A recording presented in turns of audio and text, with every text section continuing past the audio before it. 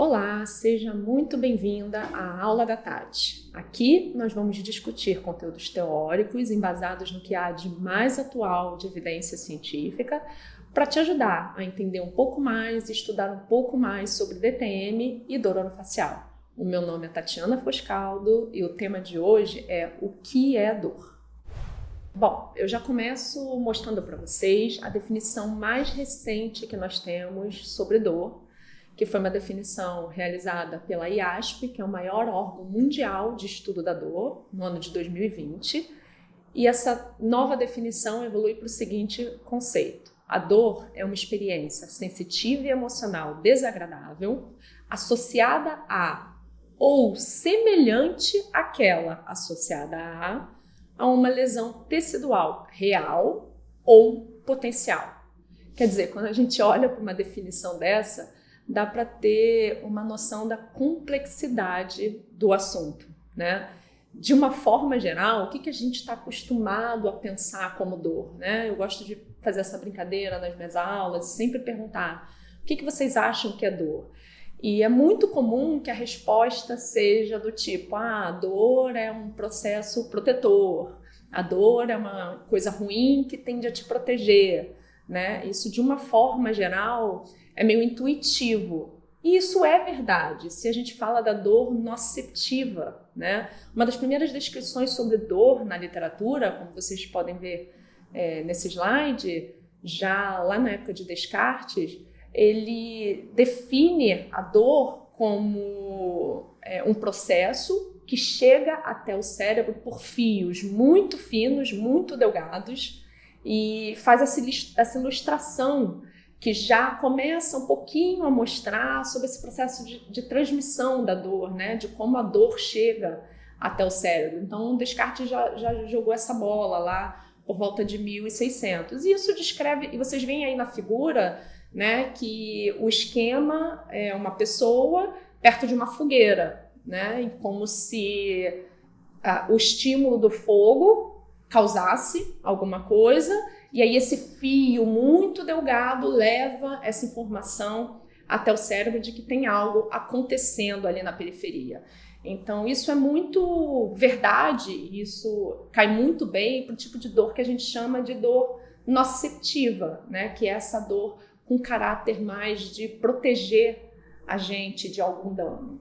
Mas de uma forma geral, para a gente começar essa conversa, a gente tem que entender que dor é diferente de nocicepção, né? Então, esse talvez seja um dos principais conceitos e um dos principais marcos na evolução do estudo da dor, o momento em que se percebeu a diferença entre a experiência dor e a nocicepção, né? A nocicepção em si, gente, é o processo neuronal que leva a informação de dor da periferia aos centros superiores. Que processo neuronal é esse? A gente aprende lá em neurofisiologia da dor a transdução a nível dos nociceptores, depois a transmissão, quando essa informação é levada para dentro do sistema nervoso central, o próprio processo de modulação da dor, né, onde o nosso corpo tem capacidade de filtrar essa informação através do nosso sistema de modulação endógena,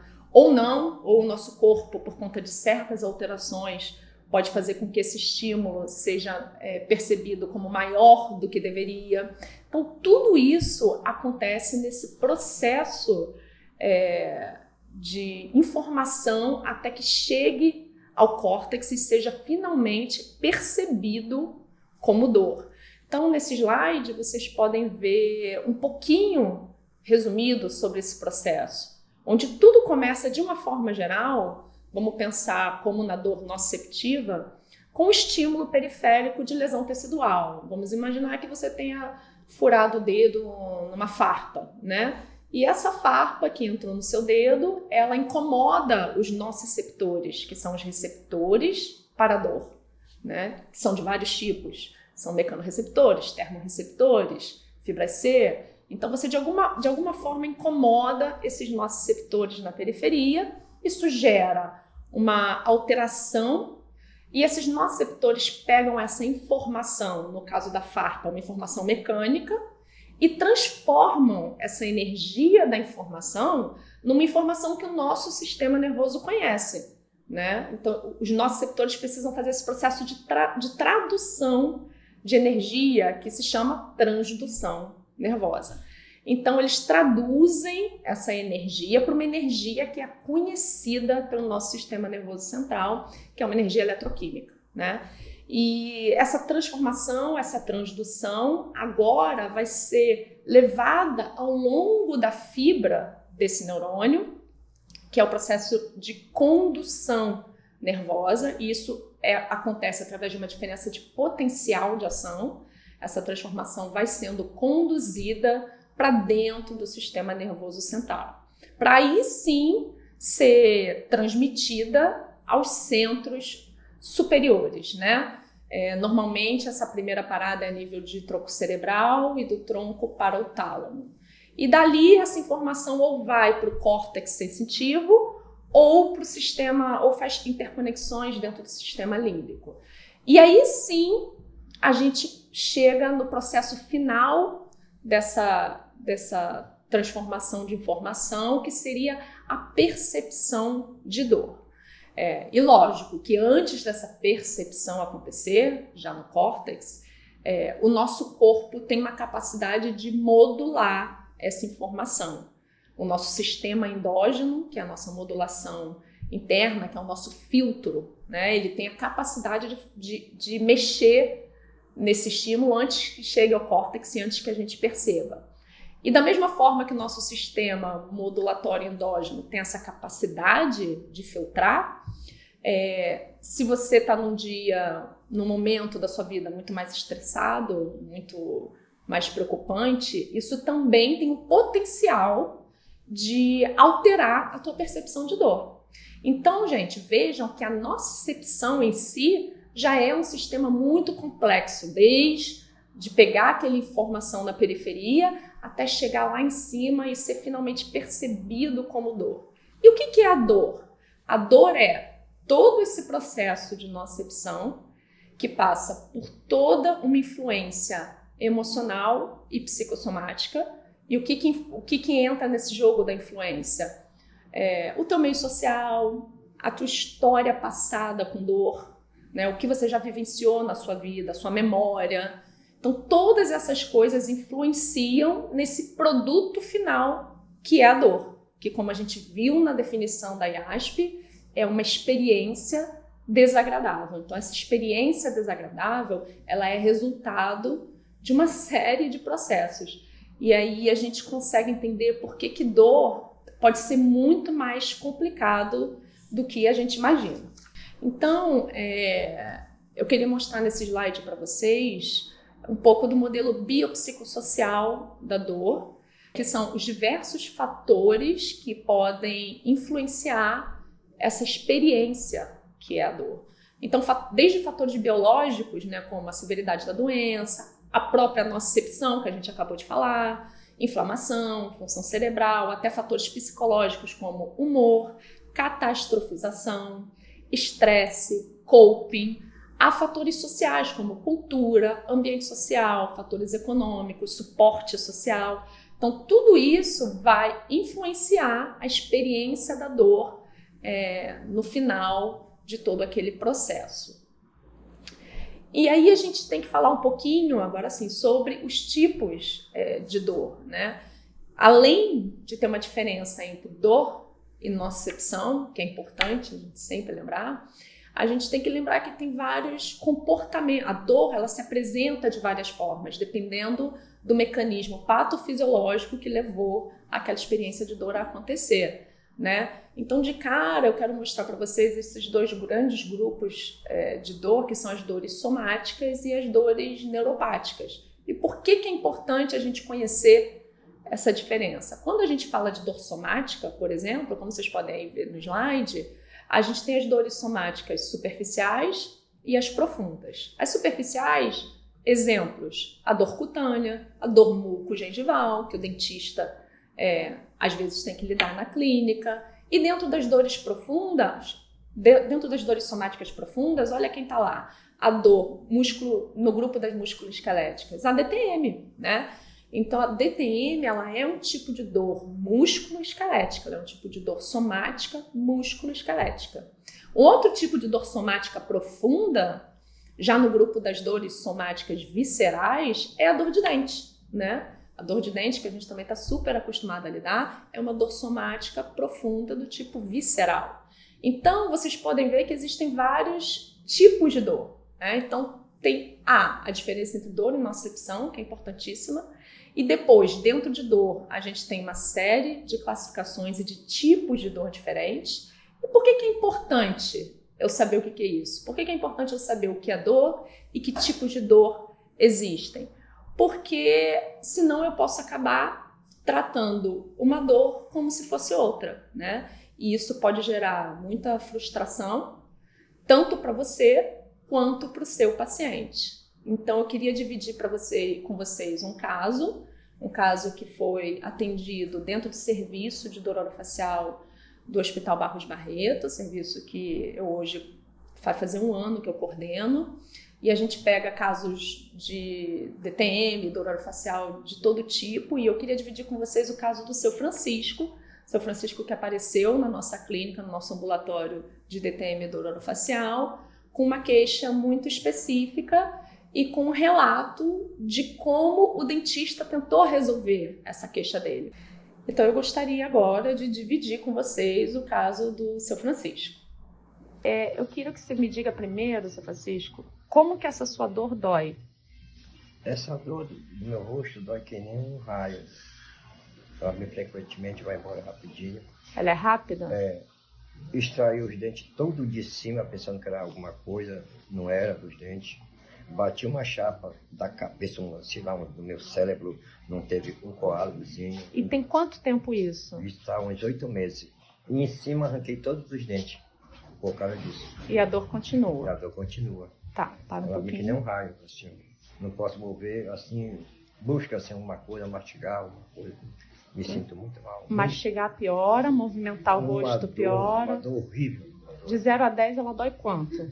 Eu passo que passa de 10. Passa de 10, né? E tem algum cantinho que dispara essa dor? Como é que é assim? Se o senhor tocar agora, dispara? Faz pra mim, pra eu ver. É bem aqui, ó. Ok. Ok, obrigada. Então, como vocês acabaram de ver, o seu Francisco apresenta um tipo de dor muito específica, né? Uma dor que ele descreve como uma dor em raio, uma dor que é disparada por estímulos inócuos. Vocês viram no vídeo que ao tocar a pele numa certa região, ele leva como se fosse um choque, né? E que na tentativa desesperadora de resolver essa dor dele, ele procurou uma série de profissionais, incluindo o dentista, e que o plano de tratamento proposto foi a exodontia de todos os elementos superiores. Então, o seu Francisco chegou ao nosso ambulatório já extremamente mutilado, com essas ausências, tentando resolver essa dor que ele descreve como desesperadora, como muito severa. Daí, eu acho que casos como os pacientes de neuralgia do trigêmeo mostram muito pra gente a importância da gente pelo menos saber ter uma noção da complexidade da dor e dos tipos de dor que existem. Mesmo que você não queira ser um especialista em DTM, em dor orofacial, você tem que ter uma noção de quando a dor não está no seu quadrado. Não, essa dor aqui não é para eu colocar a mão. Isso aqui não é uma dor de dente, não é uma dor periodontal, né? Não é uma dor endodôntica. Então, assim, eu tenho que ter essa noção para não gerar frustrações como que aconteceu com o seu Francisco, que agora está sendo propriamente medicado para neuralgia do trigêmeo. E se eu não souber o que é dor, né? E se eu não ligar para isso? Você tem grandes chances de, em algum momento na sua vida, esbarrar com um paciente como o seu Francisco, ou, no caso da neuralgia do trigêmeo, a gente ainda está falando de uma alteração rara. Mas se a gente fala das dores músculo-esqueletais crônicas, dentro das quais se encontra a DTM, o processo é muito parecido, porque o paciente DTM que cronifica, ele tende a passar por uma série de procedimentos que não tratam da causa, né? E ele tende a viver essa frustração de conviver com suas dores. Então, a importância da gente conhecer o que é dor e que existem vários tipos de dor é da gente poder ajudar esse tipo de paciente, nem que seja referindo para um especialista, né? Para alguém que trate dessas alterações. E, bom, já falei isso.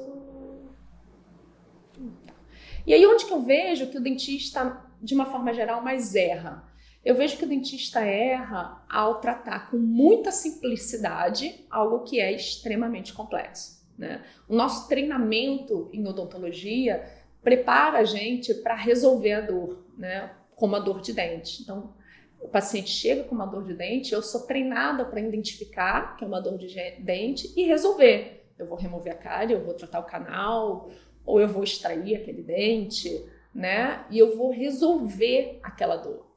E o problema é que certas dores não estão associadas a uma lesão óbvia, como a dor do São Francisco, né? Ou como uma dor crônica, onde você já não tem mais o estímulo tecidual óbvio. E aí a gente se embanana. É aí que a gente tem uma tendência a errar e entrar numa série de tratamentos que não tem fundamento. E quem paga, na maior parte das vezes, acaba sendo o paciente, que entra aí nessa romaria em busca de melhorar suas dores, passando na mão de vários profissionais. E por onde começar, né? Se você quer estudar mais dor, se você quer conhecer um pouco mais do assunto. Primeiro, a gente tem que entender que é necessário um treinamento específico, que a maior parte das universidades e faculdades em odontologia não fornecem esse treinamento específico. Então, se você tem interesse, a gente precisa ir além do que a gente aprendeu na faculdade e correr atrás de treinamento específico para lidar com esses tipos de dores, né? E aí seja imersões ou pós-graduações, ou até mesmo lendo livros, textos, se aprofundando, se você é mais autodidata, né? De alguma forma, você não pode imaginar que você vai lidar com esse tipo de paciente com a carga que vem da faculdade, né? Precisa de um treinamento a mais. E aí, se você não treina, você pode acabar se frustrando e pior, frustrando o seu paciente. E aí eu queria finalizar esse vídeo fazendo uma reflexão, porque eu vejo muito na rotina os alunos ou colegas, né, comentarem assim, mas esse paciente, essa dor tá na cabeça dele, né? Essa dor tá na cabeça, esse paciente tem algum problema, tem um problema psicológico. E por mais que as questões psicossomáticas influenciem muito a experiência de dor, como a gente viu pelo modelo biopsicossocial da dor, o diagnóstico de dor psicogênica, que seria uma dor puramente psicológica, é um dos diagnósticos mais difíceis de lidar, né? E para dar um diagnóstico desse, você teria que estar muito amparado por um psiquiatra, um psicólogo, um neurologista, né? Teria que ter uma equipe multidisciplinar muito formada decidindo dar um diagnóstico desse em conjunto. Então, a reflexão que eu quero deixar para vocês com esse vídeo essa dor é psicogênica ou eu não entendo essa dor? Porque se você não tem treinamento para dores crônicas e neuropáticas, fica mais fácil dizer que a dor é psicogênica do que o que a gente não entende, né? É difícil a gente entender as nossas limitações. Então, eu queria deixar essa reflexão e te fazer esse convite, se você quer estudar mais sobre o assunto. É uma área carente de especialistas, uma área que precisa muito de profissionais, mas que necessita que a gente corra um pouquinho mais atrás desse tipo de informação. Então, eu queria agradecer mais uma vez para você que está aqui assistindo esse vídeo. Espero que você tenha gostado. Se você puder, deixe seus comentários, sugestões, participe para que a gente possa trazer cada vez mais conteúdo de qualidade e que interesse, né? E, se possível, deixar um like também. Muito obrigada e até a próxima.